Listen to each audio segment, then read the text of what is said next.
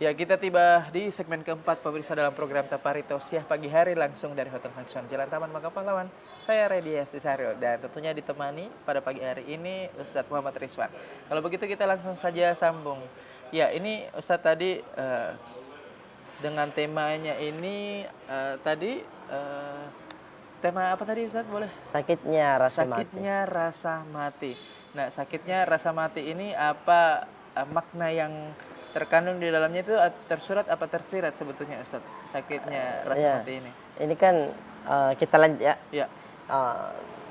Ada suatu kisah pada zaman Nabi Idris alaihissalam.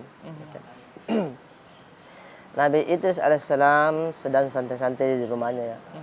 Pada seketika itu malaikat Israel tiba-tiba datang.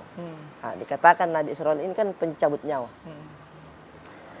Nah, Nabi Idris langsung mengatakan, wahai malaikat Israel, apa kedatanganmu untuk mengambil nyawa saya? Dia mengatakannya, malaikat Israel, bukan, tidak ada kehendakku kecuali dengan izin Allah untuk mencabut nyawamu, wahai sahabatku. Ya, kata Nabi Idris alaihissalam, kalau begitu saya ingin mencoba namanya kematian.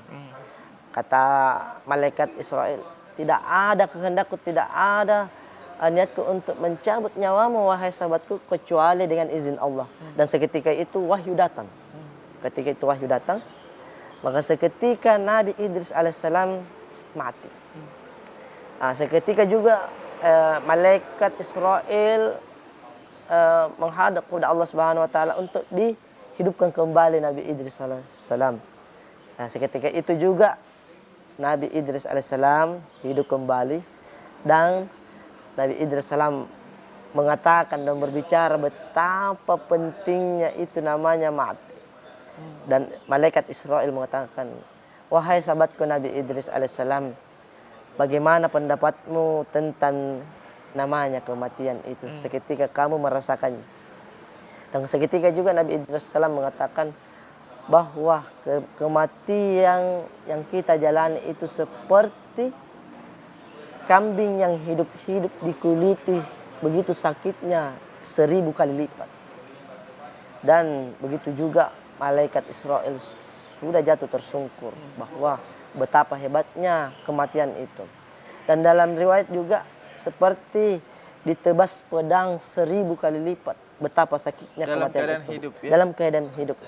Seketika itu juga kita diambil nyawa kita. Ketika sakaratul maut. Ya?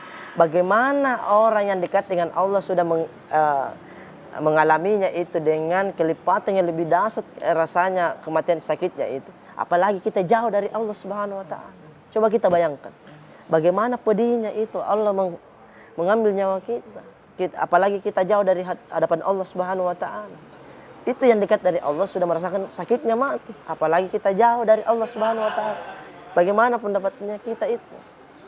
Makanya Nabi seakan-akan memberikan tantangan kita dan memberikan wawasan luas bahwa kita harus berpikir bahwa bayangkan kalau kita disiksa di akhirat kelak nanti, seperti di dunia kita hidup 1000 tahun, perbandingannya ya, di akhirat itu 1 hari. Bagaimana kalau beribu-ribu tahun kita disiksa di neraka kelak nanti, di akhirat kelak nanti? Apakah kita sanggup untuk memikul beban itu, azab itu? Ngeri sekali kan? Namanya rasa sakitnya mati. Jadi udah didapat di dunia, didapat di akhirat pula. Di akhirat pula. Double. Makanya Allah seakan-akan itu memberi tantangan kepada kita. Surga itu sangat luas, tetapi sedikit orang di dalamnya. Di neraka kecil itu, tapi banyak orang yang ada di dalamnya. Apa maksudnya Allah Subhanahu wa taala? Bukankah kenikmatan yang aku berikan itu adalah kehidupan?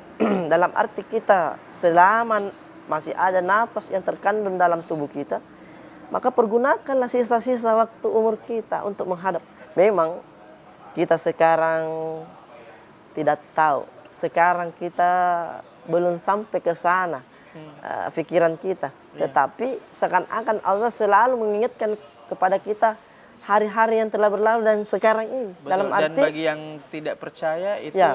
dianggapnya sebuah Ya, dongeng saja, sebuah dongeng saja. sebuah cerita Ya. belaka begitu Ustaz ya. makanya kita sebagai orang beriman, khususnya pada agama Islam ini, mengingatkan kepada kita, kenapa kita dihidupkan di muka bumi ini. Nah, kata Allah, "Wa ma khalaqatul jinna wal insa illa liya'budun." Semata-mata saya hidupkan, semata-mata saya ciptakan jin dan manusia semata-mata untuk beribadah kepada aku. Itulah pokok utama hakikatnya kepada kita manusia yang ada sekarang ini. Karena kalau kita sudah mengingat mati bahwa perjalanan hidup ini akan insya Allah, ini kita akan berhati-hati menjalani kehidupan ini. Maka semua yang kita lakukan akan berdampak keberkahan bagi kita. Mengingat mati, kata hadis itu yang diriwayatkan Imam Bukhari, bahwa kematian itu pembelajaran berharga bagi kita. Kalau kita sudah mengingat mati, insya Allah apa yang kita kerjakan, kita di kantor ada yang mau ditandatangani yang tidak masuk di akad, tidak masuk di syariat Islam, aturan Islam, itu kan sebuah nikmat. Dalam arti kebaikan yang kita peroleh itu yang akan memberikan kita penolong kita di akhir kelak nanti. Atau Syafaat, kita ya? syafaatnya. Seperti itu ya. Terutama ya kata Nabi, kata Allah seakan-akan memberikan kita satu isyarat bahwa penolong satu-satunya di akhirat kelak nanti bukan bos kita, bukan saudara kita, bukan orang tua kita, tapi syafaatnya beliau. Beliau adalah Nabi kita tercinta Rasulullah Muhammad SAW. Maka bukannya hari Jumat saja itu kan, tapi dianjurkan, diwajibkan perbanyak sholawat di hari Jumat. Karena sholawat ini yang akan mengantarkan kita keselamatan, pembelaan kita di akhirat kelak nanti. Ini dikhususkan bagi kita bahwa kita seorang Islam sejati itu, tandanya kita sebagai orang Islam itu yang mendirikan sholat. Meskipun kita mengaku Islam, tetapi tidak ada nilainya, tidak ada yang tercantum dalam kehidupan kita bahwa Islam itu ada pada melekat kita.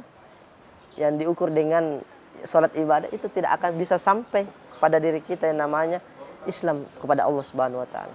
Memang kita diakui di sosial kita bahwa kita orang Islam, tetapi kita tidak ada pengakuannya di hadapan Allah Subhanahu wa taala dengan ibadah, yaitu sholat 5 waktu. Makanya pentingnya sholat ini.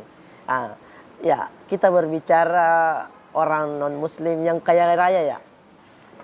Pandangannya kita sebagai manusia biasa bahwa itu kenikmatan yang diberikan oleh Allah. Itu kan banyak kita pemikirannya, kita mau mengejar dunia. Padahal itu adalah istidraj. Istidraj. Ya, kan? baik. Kita tahan lagi Ustadz, kita akan kembali di segmen kelima ini. Tetaplah bersama kami. Masih bersama saya Redi Hasizal dan tentunya Ustadz Muhammad Rizwan. Usai jeda berikut ini.